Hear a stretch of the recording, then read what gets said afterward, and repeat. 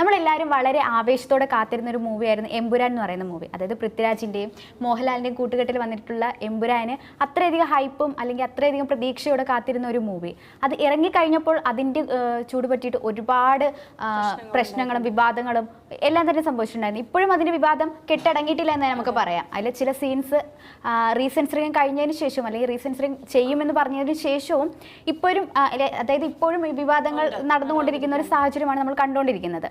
അതിൻ്റെ ഇടയിൽ തന്നെ ഈ ഒരു സിനിമ ഇറങ്ങി, അതായത് 27-ന് റിലീസ് ചെയ്തതിന് പിറ്റേ ദിവസം തന്നെ സിനിമ ലീക്കാവുന്ന ഒരു പ്രശ്നമുണ്ടായിരുന്നു. വ്യാജ പതിപ്പ് ലീക്കായിട്ടുണ്ടായിരുന്നു സംഭവം. അപ്പൊ ഇത്രയും ചൂടുപിടിച്ച പ്രതിഷേധത്തിനും വിമർശനത്തിനും ഇടയിലാണ് ഇത്രയും ഹൈപ്പ് കൊടുത്ത് ഇങ്ങനെ ഒരു ഫിലിം നടന്നുകൊണ്ടിരിക്കുമ്പോൾ ഒരു ലീക്കും കൂടെ ആവുന്നത് അല്ലെ മൂവി.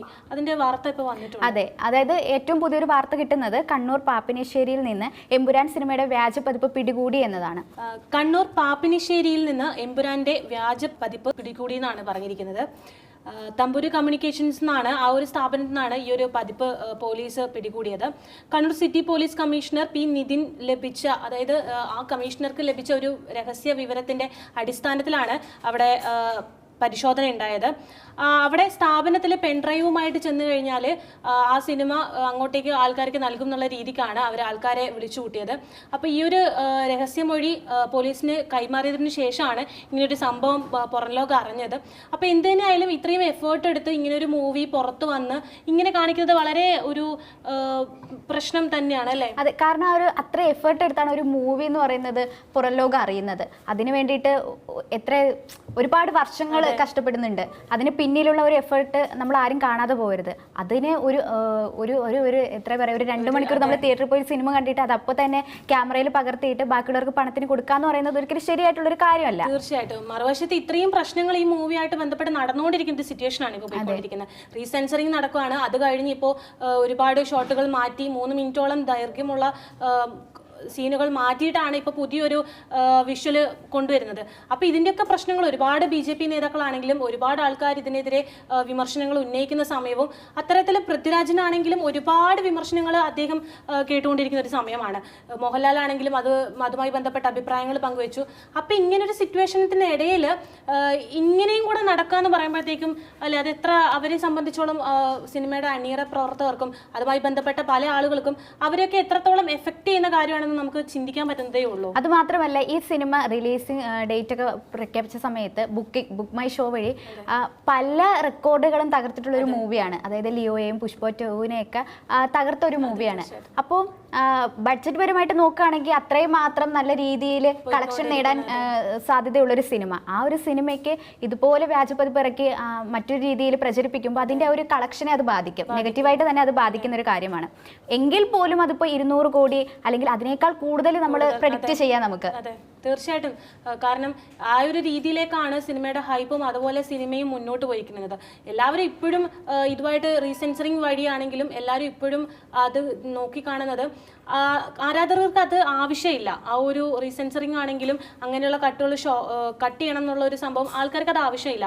പക്ഷെ എന്നാൽ പോലും ഇത്തരത്തിലുള്ള വിദ്വേഷങ്ങൾ നടക്കുന്ന സമയത്താണെങ്കിലും അതിനൊന്നും പ്രതികൂലമായിട്ടോ ഒന്നും ബാധിക്കുന്നില്ല. സിനിമയ്ക്ക് യാതൊരു തരത്തിലും ബാധിക്കുന്നില്ല. പക്ഷേ റീസെൻസറിങ് അല്ലെങ്കിൽ ഈ ഒരു വിവാദത്തെ സിനിമ ബാധിച്ചിട്ടില്ലെന്ന് പറയുകയാണെങ്കിലും ഈ ഒരു വ്യാജപ്പതിപ്പ് സിനിമയെ നന്നായിട്ട് ബാധിക്കും.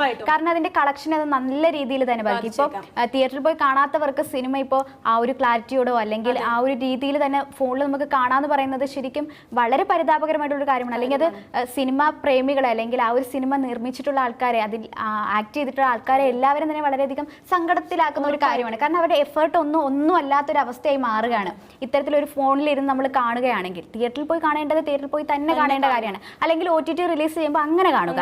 ഇതല്ലാതെ ഇത്തരത്തിൽ വ്യാജപ്പതിപ്പ് കാണുക എന്ന് പറയുന്നത് സാമാന്യ മര്യാദ പോലും അല്ല. കാരണം ഇത്രയും ആൾക്കാർ ഇതിന് പുറമെ കഷ്ടപ്പെട്ട് ഒരുപാട് പ്രയത്നിച്ച് ഇങ്ങനൊരു സിനിമ കൊണ്ടുവരുമ്പോൾ, അതായത് മലയാളം ഇൻഡസ്ട്രിയിൽ തന്നെ നല്ലൊരു മാറ്റം സൃഷ്ടിക്കാൻ പറ്റുന്ന ഒരു സാമ്പത്തികമായിട്ടാണെങ്കിലും എല്ലാ രീതിയിലും മലയാള സിനിമയ്ക്ക് മുന്നേറാൻ പറ്റുന്ന ഒരു സിനിമയായിട്ടാണ് എമ്പുരാൻ എല്ലാവരും കണ്ടത്. കണ്ടത്. അപ്പോൾ ആ സമയത്ത് ഈ സിനിമയെ ഇത്രത്തോളം താഴ്ത്തി അടിച്ചമർത്താനായിട്ട് ഒരു സംഘം കച്ചുകെട്ടി ഇറങ്ങുമ്പോൾ അത് ആ സിനിമയെ നന്നായിട്ട് ബാധിക്കും അല്ലേ? ഇതുപോലെയുള്ള പ്രതിഷേധങ്ങൾ നടക്കുന്നതിനിടയിലാണ് ഇത്തരത്തിലുള്ള ആൾക്കാരെന്ന് നമ്മൾ ഓർക്കണം. അത് മാത്രമല്ല, ഈ ഒരു സിനിമ പ്രഖ്യാപിച്ച സമയം തൊട്ട് തന്നെ നമ്മൾ ഭയങ്കരധികം പ്രെഡിക്റ്റ് ചെയ്തിരുന്നു മലയാള സിനിമയ്ക്ക് നല്ലൊരു രീതിയിലുള്ള ഒരു മാറ്റമായിരിക്കും എമ്പുരാൻ സമ്മാനിക്കുക എന്നത്. അതായത് ആ ഒരു സമയത്ത് ഫെബ്രുവരി ആയാലും ജനുവരി ആയാലും ആ ഒരു സമയത്ത് സിനിമകളും, അതായത് മലയാള സിനിമകൾ ഒരു സാമ്പത്തികമായിട്ടും അധികം മുന്നിട്ട് നിൽക്കാതെ കുറച്ച് ഡൗൺ ആയിട്ട് നിൽക്കുന്ന ഒരു ടൈം ആയിരുന്നു. ഉള്ള സിനിമകളെല്ലാം തന്നെ ഇച്ചിരി ഡൗൺ ആയിട്ട് നിൽക്കുന്ന ഒരു സമയം, അല്ലെങ്കിൽ നിർമ്മാതാക്കളുടെ ആ ഒരു പ്രശ്നങ്ങളായാലും സമരത്തിലേക്ക് പോകും തുടങ്ങി കുറേ പ്രശ്നങ്ങൾ ഒക്കെ ഉണ്ടായിരുന്ന ഒരു സമയമായിരുന്നു. ആ ഒരു സമയത്താണ് ഇതുപോലെ നമ്മളൊരു വളരെ ഹൈപ്പോടെ അല്ലെങ്കിൽ വളരെയധികം ആവേശത്തോടെ കാത്തിരിക്കുന്ന ഈ ഒരു എമ്പുരാൻ വരുന്നത്. ആ വന്ന സമയത്ത് തന്നെ ബുക്ക് മൈ ഷോയിലൂടെ കളക്ഷൻസ് ഒക്കെ പോകുന്നു, അല്ലെങ്കിൽ ടിക്കറ്റുകൾ ടപ്പ് ചെയ്യുന്ന പോകുന്നു എന്നൊക്കെ കാണുമ്പോൾ തന്നെ എല്ലാവർക്കും ഹാപ്പി ആവുന്നു. സിനിമ, മലയാള സിനിമ വേറെ ലെവലിലേക്ക് ആകാൻ പോകുന്നു. എല്ലാവർക്കും അത് തന്നെയായിരുന്നു മനസ്സിലൊരു സന്തോഷം, ആകാംക്ഷയും. ഈ പറഞ്ഞതുപോലെ തിയേറ്ററിലേക്ക് അടിച്ചിരമ്പുന്ന ആൾക്കാരായിരുന്നു ഒരുപാട്. ഇപ്പോഴും എനിക്ക് തോന്നുന്നു ഈ ഒരു പോർഷനൊക്കെ കട്ട് ചെയ്യും, റീസെൻസറിങ് നടത്തണമെന്ന ഒരു ആവശ്യം ഉണ്ടെന്ന് വന്നപ്പോൾ ഇന്നലെ തന്നെ ബുക്ക് മൈ ഷോയില് ഫുൾ കംപ്ലീറ്റ് 2 ലക്ഷത്തി സംതിങ് ആൾക്കാരാണ് വീണ്ടും ബുക്ക് ചെയ്തത്. അതായത് അവർക്ക് അതിനോട് യോജിപ്പില്ല എന്ന് മാത്രമല്ല, ആരാധകർ ഇപ്പോഴും അതിനോട് വലിയ താല്പര്യമൊന്നും പ്രകടിപ്പിക്കുന്നില്ല. എന്നാൽ പോലും ഇങ്ങനെയുള്ള സംഭവങ്ങൾ വരുമ്പോൾ, അതായത് വ്യാജ പതിപ്പൊക്കെ ഇറക്കുക എന്ന് പറയുമ്പോൾ ഒരു സിനിമയെ അത്രത്തോളം ബാധിക്കും. അതാണ് അവർ ചെയ്തിരിക്കുന്നത്.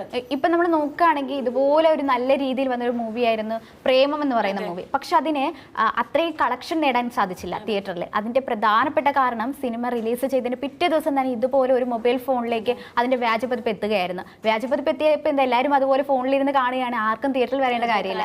അത്തരത്തിലൊക്കെ ചെയ്തപ്പോൾ അതിന്റെ ഒരു സിനിമയുടെ ഒരു ബജറ്റിനെ അല്ലെങ്കിൽ അത് കളക്ഷൻസ് ആ ഒരു റെക്കോർഡിനെ ബാധിക്കുകയായിരുന്നു. അപ്പം ഇങ്ങനെയുള്ള കാര്യങ്ങൾ എന്ന് പറയുന്നത് വളരെ സങ്കടകരമായിട്ടുള്ളൊരു കാര്യമാണ്. സിനിമ സ്നേഹിക്കുന്ന ആൾക്കാർ ആരും തന്നെ ഇത്തരത്തിലുള്ള ഒരു തിയേറ്റർ പ്രിന്റ് കാണാൻ വേണ്ടിയിട്ട് നിൽക്കില്ല. അവര് തിയേറ്ററിൽ പോയി തന്നെ കാണേണ്ട സിനിമകളാണ്. ഇതിപ്പോ തിയേറ്റർ, അതായത് ഫോണിൽ കാണുമ്പോൾ നമുക്ക് കിട്ടുന്ന ആ ഒരു ഫീൽ അല്ല, അതൊരിക്കലും കിട്ടില്ല. തിയേറ്ററിൽ പോയി കാണുന്ന ആ ഒരു ഫീൽ ഒരിക്കലും കിട്ടില്ല. ഇങ്ങനെ ഒരു മാന്യമല്ലാത്ത രീതിയിലുള്ള ഒരു സംഭവം ചെയ്യില്ല, അതിനെ കൂട്ടുനിൽക്കാനും പാടില്ല. അപ്പൊ എന്തായാലും അതിന്റെ ഒരു ഉത്ഭവ കേന്ദ്രം എന്താണെന്ന് കണ്ടുപിടിച്ച് ആളെ പിടികൂടിയിരിക്കുകയാണ് പോലീസ്. ഒരു പ്രതികൂലമായി ബാധിക്കാതിരിക്കട്ടെ. അതെ, തീർച്ചയായിട്ടും.